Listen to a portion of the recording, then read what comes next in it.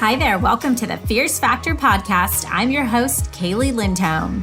And I think it's time for us women to shift the conversation in business and step into our feminine leadership to do the most iconic work the aesthetic industry has ever seen. Each week, I'll be bringing a powerful dose of strategy, sarcasm, solutions, and sass that will rev up your creativity and ignite your brilliance as you link arms with me along our shared path of personal and professional growth in 20 minutes or less. Let's go. Well, hello there. So today I want to share with you a training that I did inside of my Leadership Academy, because I think intuitively we know that patient retention is important, but I don't think that many practices really invest the same resources into innovating for their current customers as they do searching for new ones. In the training, I compare the patient ecosystem to a gas tank with a hole in it. As new patients come in, existing ones leave at the same rate or sometimes even faster. So I explain how to plug that hole and also to avoid burnout while protecting profit margins. And that happens through developing a system for patient retention. This is a super tactical training, but it's just a must listen to for any aesthetic practice or business for that matter. And I hope you find it valuable. Without further ado, here's episode 10, The Power of Patient Retention. Module 1, Building an 8-Figure Foundation. And today we're going to be going into part 3, 8-Figure Patient Experience and Retention. So I want to start by talking a little bit about your business. So think about the state of your business right now. Pretty much need more clients. The more clients you have, the more revenue that comes in, and the fuller essentially your business tank is. So if you think of your business as a gas tank, is your tank full? Okay. So we're constantly trying to fill that tank through the whole sales process and the systems that we talked about last week. But there's a but. There's a hole in the tank. And if there wasn't, then we wouldn't have to be going out to find new clients. Okay. And what that hole is just similar if you were filling your car with gas and you kept putting more gas in or more fuel in your car and you had a hole, you're constantly trying to keep up with keeping that tank full. But what is that? There's a hole in there that is this gas that seems to be leaking out that you just can't keep in the tank. And so what do we do about that? So essentially, compare this to your practice. You have patients that come in, you've worked very hard to acquire them, you've spent money on lead acquisition, your team has been working super hard to nurture prospects to a point that they want to come in and do business with you, and then they don't come back. And so what do we do about it? We fill up the tank more. We invest in more advertising. We go find more patients. We make more offers. We acquire more technology or more products, right? Now, this isn't a bad way of doing business, especially in the beginning when you're building your business. You, like we talked about last week, you have to be constantly focused on sales and selling and bringing patients in the door. However, what I want to do with you guys is teach you how to plug that hole in your gas tank so that you don't have to be working so hard and spending so much money on acquiring new patients when you can simply service and get more revenue from the existing clients that you have. So what happens when we continue to fill that tank by all of those expenses and all that time that we're putting into bringing new patients in is that it ends up leading to burnout. And so we have to kind of reinvent the wheel. We're having new consults with patients all the time. We're going through that whole process of developing that know, like, and trust with them. And it gets exhausting. And so eventually it's going to cut into your profit margins, because at some point you're going to end up thinking that feeling or having that knee-jerk reaction to want to discount because you feel like, well, my offer is too high. If I offer a discount, then they're going to be attracted, to come in, or it's going to entice more sales. And that's just not the case. What that ends up doing is killing your profit margins and leading to burnout, like we talked about. So the reality is that we're not going to be able to keep every client. That just is not possible. That's human nature. So I want to talk a little bit about why clients leave. So think about when your patients come in and you see them, that patient that you're like, wow, I haven't seen them in a while. I wonder what happened. So typically there's 4 reasons why they don't come back. One is that they didn't feel special or significant. They felt like they were just a number. They came in, they got their service. Even if they had a good experience, they're happy with their results, but they didn't feel like they were special. So they're just like, I can go somewhere else and feel special, right? They were unhappy with their results or their experience. So maybe something happened with the result and they didn't feel like it lived up to their expectation of, what they had thought they were going to get, or something happened along the lines of their experience with your team, or who knows, it could be something as simple as they had an issue with the parking situation and that frustrated them and they don't want to deal with that anymore.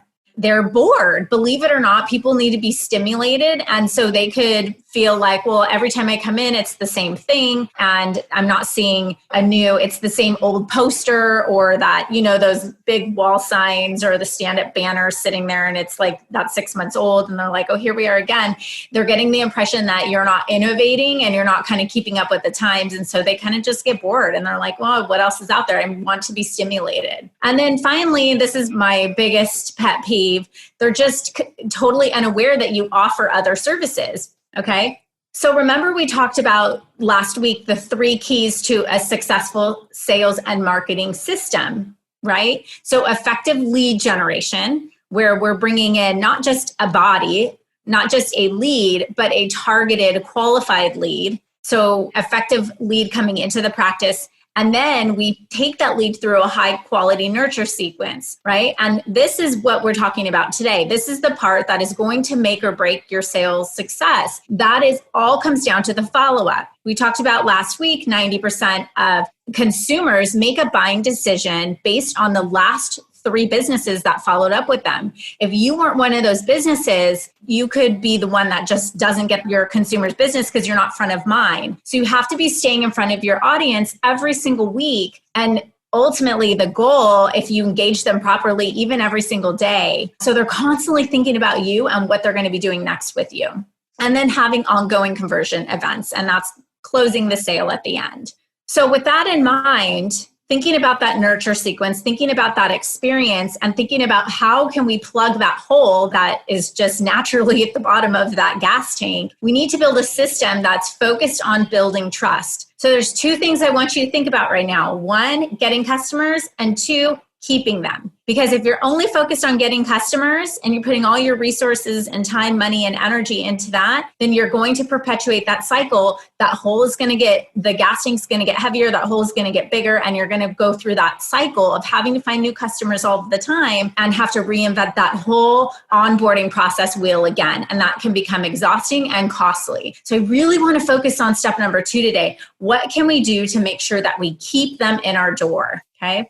Now, it requires the same amount of energy. So I want you to really make a mindset shift right here to think about this. Those 3 elements, those 3 parts of the sales system, they're all equally as important. So why would you spend so much energy on the first area and none on the second or the third, or vice versa? Okay. I want you to really think about it. It requires the same amount of energy you spent acquiring leads to keep them. Think about, for those of you who are married, when you were dating, right? Like if my husband courted me and was like, it was this whole process of, I want to take you out on dates and I want to show my best self and I want to innovate for you, right? It's the same thing when you're talking about your patients. We're taking them through this whole courting process in the beginning. We're showing our best selves. We're putting our selfies up on Instagram. We're editing videos. We're doing this whole thing for them. We get them in and then it's like, okay, cool, check that box, right? And I'm sure nobody on this call, you guys are amazing, so nobody's intentionally doing this, but this happens sometimes just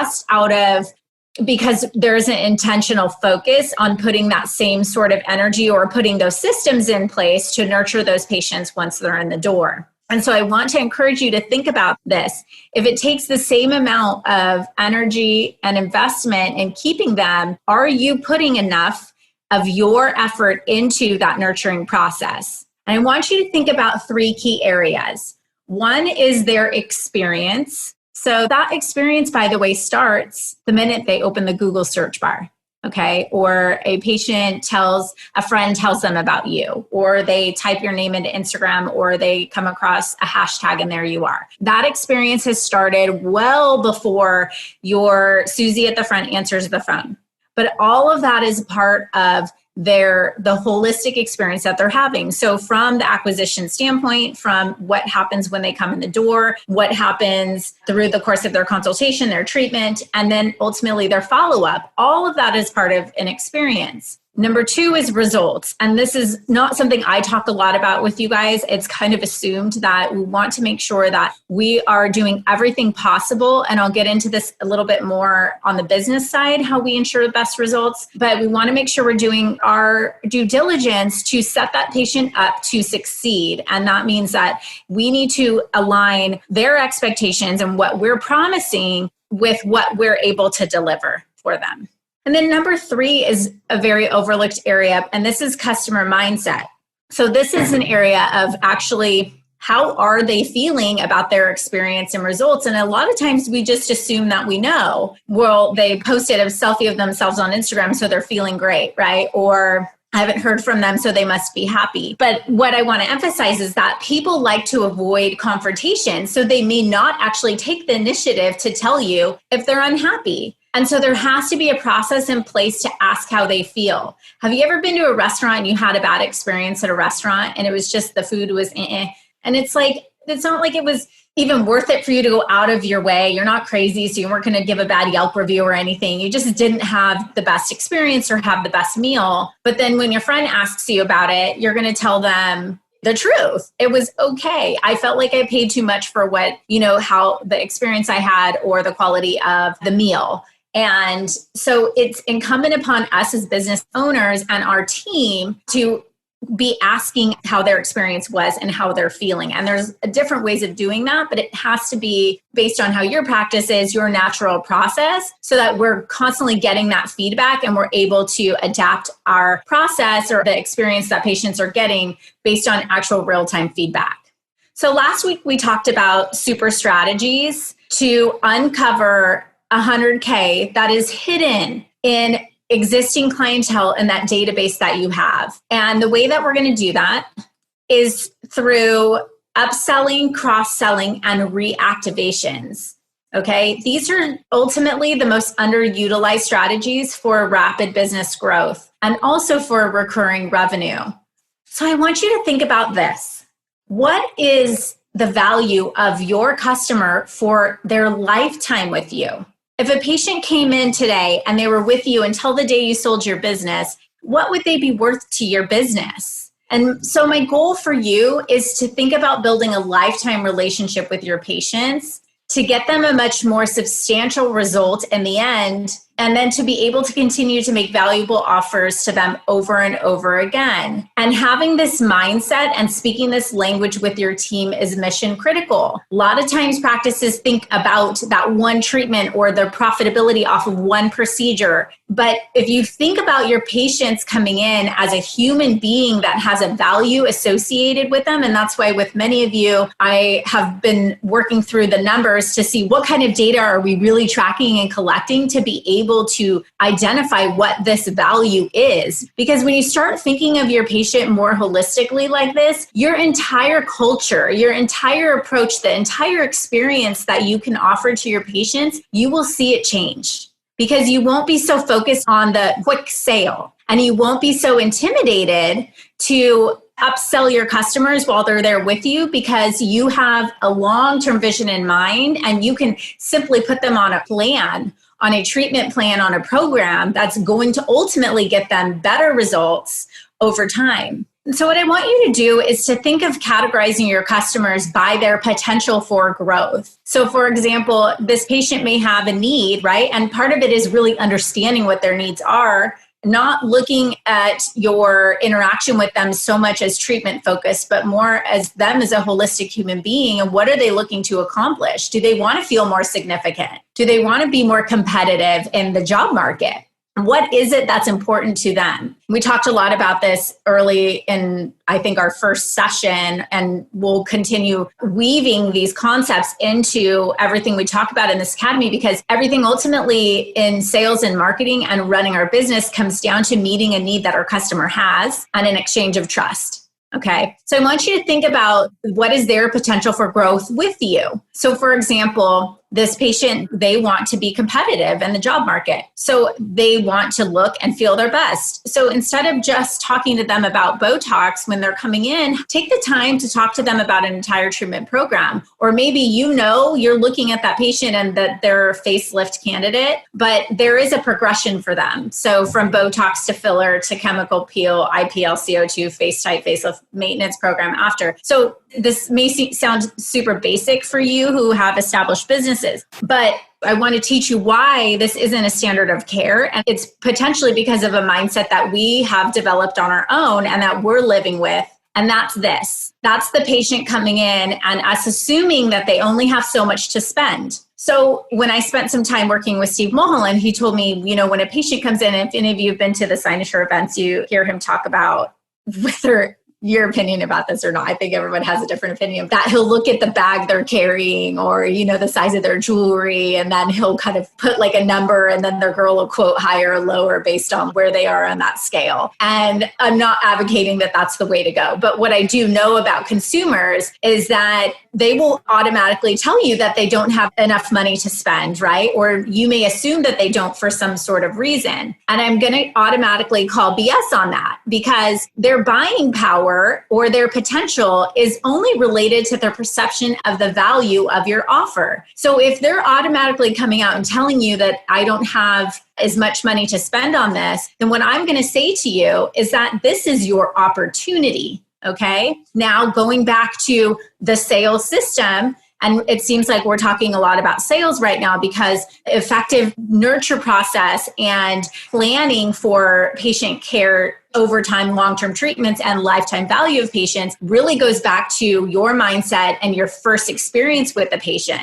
And so many patients who you believe, we automatically think, and when I do the deep dive into your numbers and we start getting nitty gritty and with practices, I often find that they don't have patients on treatment plans because they automatically assume that their patients are already at their highest level of spend with them. And so they're just trying to get the patient to come in and, they're trying to work with them on that specific budget. But in the reality, the patient has a certain amount of income to spend, and then they'll find out that this patient is actually paying for services somewhere else, some of the same services that you guys are offering. So you may have a patient that's coming in you're having a conversation solely focused with them around their mommy makeover, but yet they're going every 3 months next door to get Botox, right? So we got to shift our mindset about treating that patient from a more holistic standpoint and having those conversations early on. Now, I'm not saying rate people of their, make them poor so they can't pay their rent. But what I'm trying to tell you is that we naturally assume that our customers are spending all of their money with us. And what we need to do is showcase all of our offers up front and on a recurring basis to make sure that they know what is available to them. And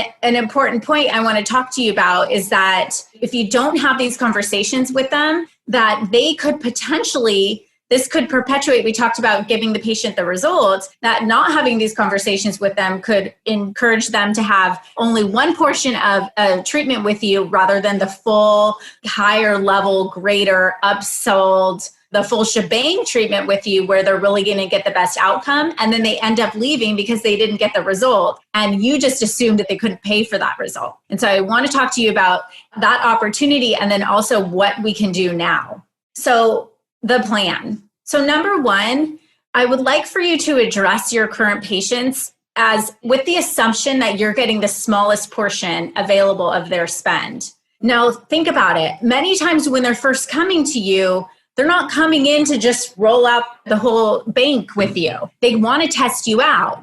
They want to try it. They want to see what you're about. They want to ask for the smallest little piece because they want to know, like, test the waters, right? Test before you invest. You guys have heard of this before. And I'm sure many of us abide by that principle in our lives. So they want to come in and just check things out. Is this really the place I want to be? Do I connect with the team? Do I have a good rapport with the physician? Do I like his bedside manner? Does she address me as a human being? Like, do I feel respected? Did I like the process, right? There's a lot that's kind of going on. Now, they likely have a much higher need and want a higher level of service than what they're coming in and specifically asking you for, but they're trying to mitigate their own risk. So if you don't have the conversation with them about getting them on a higher level offer, and I'm talking this in kind of sales terms, but on a more comprehensive treatment plan or procedure that provides better results, then to the point I was making before, they may end up leaving because of the outcome and not the price.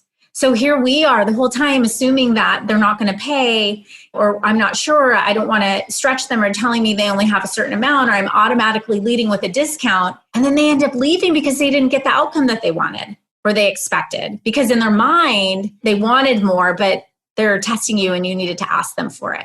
So why does this all fit into this whole patient retention nurture strategy? Because it really actually starts from the very beginning. The way that you nurture and that you feed patients value through the course of their lifetime with you begins from the day they walk in and sit in your office the first time. Okay. And so that's why I want to encourage you to shift your mindset. It's critical that you shift your mindset today and make these assumptions that they're coming to you because you're the expert and you have more to offer them.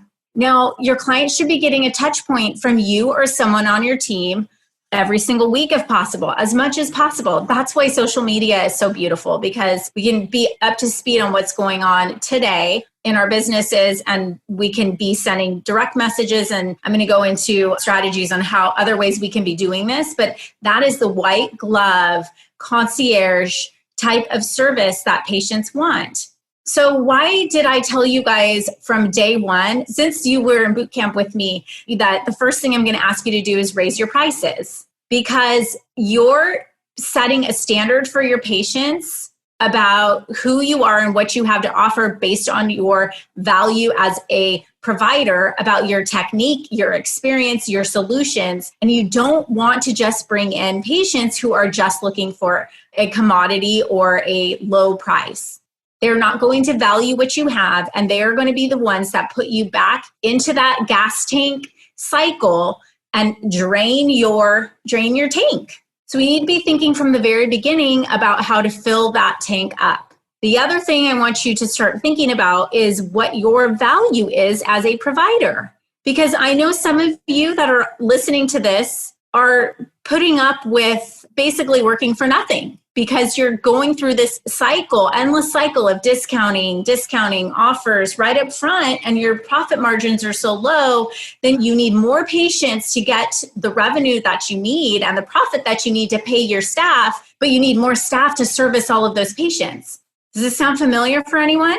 So I want to talk to you guys about how to follow up without being salesy. So Shannon put a really cool PDF in the membership site, and I'm going to just kind of go through it with you verbally here. It'll be up for you this afternoon once we get everything posted from the training. But there are a lot of ways that we can follow up and be front of mind with patients without being repetitive or boring or sleazy or salesy, if we are thinking about giving them value.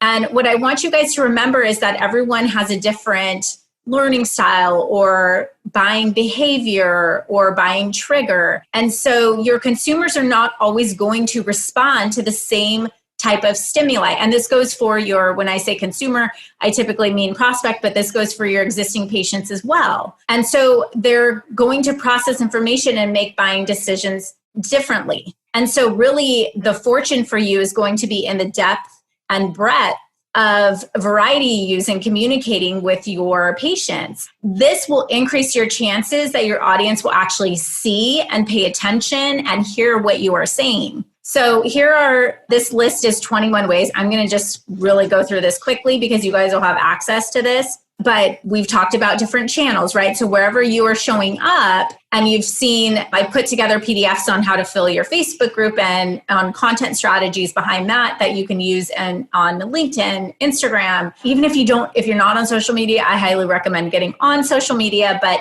you can utilize some of these strategies even within your office as well. Okay, so here's 21 ways that you could follow up besides a standard phone call or email, which are obviously ways to do that. So audios, so people they respond to voice. So yours or even someone else's audio for them to listen to. I love podcasting. But you could simply, sometimes even on my Instagram feeds, I will make an audio and splice it on the photo just so like I'm talking through even what the text says there, because it's another stimuli. People lose attention and focus. So it's just something that you can do as a different point of getting their attention. Videos, obviously, we've talked a lot about. They don't even have to be your videos. For example, like this week, I sent an email and attached a video about Starbucks and about a big pivot that they're making in their business, just to hone in on a point and reinforce a point that I was trying to make in general about reinventing your business and your thought processes and meeting consumers where they are right now. So just using, and actually it's a great strategy. So you're not constantly talking about yourself. You could actually be a little more worldly and show other things that are going on that will reinforce your point. And it's kind of just another type of a social proof as well. Like, look, Starbucks is aligned with me, that kind of a concept. Postcards. Believe it or not, snail mail still does work because we're all obviously online, but it could be a little bit more costly, but some people still respond to receiving a nice note in the mail. So that could be a postcard, brochure, a sales introduction, or a letter, right? So one of you guys sent me a really nice kind of email sequence that you're going through with your patients. As they're inquiring about procedures. So maybe it's just something nice written on letterhead, infographics with certain statistics. So something that would show like stats or other information that would be useful for your audience. Again, it doesn't have to be just totally related to specific procedure that you're selling, but just giving them information and helping make them smarter about it. Mailers, handwritten notes, some sort of a special delivery or gift basket, depending on who and what it is. Customize like swag, like some of you have those like really cute little masks. Maybe it's just popping that in the mail, just getting front of mind and adding value for them. Testimonials, so it'd be like patient success stories you could send or talk about, case studies, recommendations for resources for them. So maybe a good place to go for some sort of a meal that is like to help your skin glow, like a meal delivery service. I don't know, I'm thinking off the cuff. Articles, insight papers, special offers or promotions that you're running, a coffee, lunch and learn, or like, you could do like a little pop-up lunch and learn in your office or virtually, or like a virtual coffee date, informational ebook, checklists, free guides, application or an offer for a free consultation, just a simple invitation to connect on social media.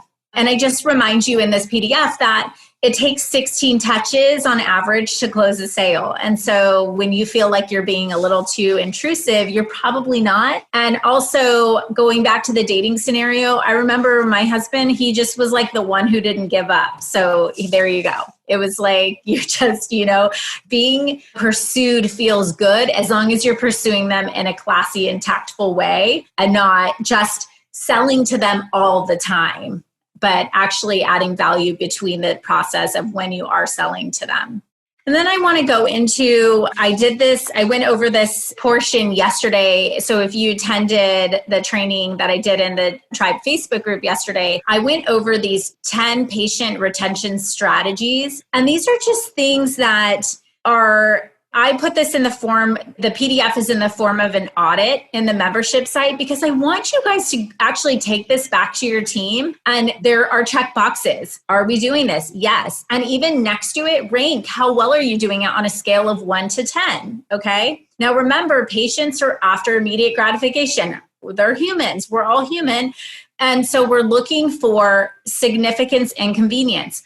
I can order my food and have it here in 30 minutes. Any meal I pretty much want, right? I could get a ride to the airport with, I can do anything from an app. And so we need to think about that consumers are programmed and conditioned to be able to get what they want when they want it, and they want to feel special. And so we're going to do this by developing trust with them. The other thing that trust does, you guys, I talk a lot about trust, is that when you mess up or things don't go perfectly well, your patients are going to know you. And so they're not going to flip out. They're going to be like, that didn't go quite as expected, but I know that Dr. Smith is a great doctor and didn't, would be so embarrassed to know that his staff did XYZ or didn't include this or overdid this. And so they're going to kind of let you slide, and they're going to be a partner with you through the process of finding a solution versus holding you accountable and holding a problem against you. So just as a caveat regarding developing trust with patients. So I'll go through this list quickly in about 5 to 10 minutes, and then we will open up for questions at the end. So number 1 is consistent communication. So please don't just send out the monthly special, right? We've talked before and we'll continue, but we spent a month talking about inspired infrastructure through a Facebook group. Have a place where you can have two-way communication with patients and be communicating with them on an ongoing basis, not just when you're running a special or you want to put your hand out and ask for a sale. And the best way to do this right now, particularly in the state of where we are post-COVID and kind of what I'm considering the gap stage. We're not in the old normal. We're not in the new normal. Everybody's still kind of sitting in this time of uncertainty. Patients are most responsive to messages of safety and comfort. And so we need to focus a lot on content marketing, which means building a platform for ourselves where we can have long-winded, long format conversations with them to build rapport and trust with them. And so please have that consistent communication so they know that they're not just going to see you every quarter or once a month when you're ready to ask for something. Number 2, show more behind the scenes. So I know you guys because I'm working with you. You are working so hard for your patients. You care so much about your patients. You go the extra mile for your patients. You're up at night thinking about your patients. You are taking time away from your families. Show them that. Show behind the scenes, not begrudgingly, but show them the little things that you're doing to your office, the fix-ups, the investments that you're making, the prepping of equipment or supplies before their treatment. Show them and talk about those things so that they know that the things that you're doing for them stem from a much deeper source than just for them to come in from the transaction. So when I'm looking at your guys' Instagrams, I want to see some of that cool stuff of what's going on in your practice, right? What is it like? Plus, we're kind of like creepy individuals that like to spy and know what's going on. It's just the sense of the unknown, and being in on things makes us feel good. So make sure you're showing them what's going on behind the scenes. Number 3, extra special little things. So like, for example, if you're collecting in their patient intake forms their birthdays, give them a call on their birthday. I mean, I can't imagine how many patients that would have the same birthday. Maybe you have 2 on the same day, maybe 4 at the most, like on a crazy day, but take the time. It doesn't even have to be you. Have a staff member pick up the phone and give them a call or a text and just say, we're thinking about you. Happy birthday. That's it. You don't have to ask for anything. If you're a surgeon, flowers after surgery, an Uber ride, maybe delivery instead of pickup if they're local and you have a staff member that's like on the way, have them drop off their products for them so they don't have to come in. Or if it's summertime, you could hire an intern who wants to kind of learn the ropes of your practice, and that could be part of their job. And so just the little type of thing. Something we did in my practice when I was running my practice was we had a valet outside. It was free valet, but we would offer just $2 cash tip for the patient so that they wouldn't have to dig around for cash or feel embarrassed about even pulling up to a free valet and wondering if they were going to have the cash to pay the tip. And so just kind of little things. So I want you guys, when you're going through this audit, to actually make a list of all those little things that you're doing that are extra special. And, also promote those things. If you're thinking about content for your social media, you could be like, hey, by the way, did you know this is a little something extra that we do for our patients? Okay. Number 4, include patients in the future vision of the practice. So tell them,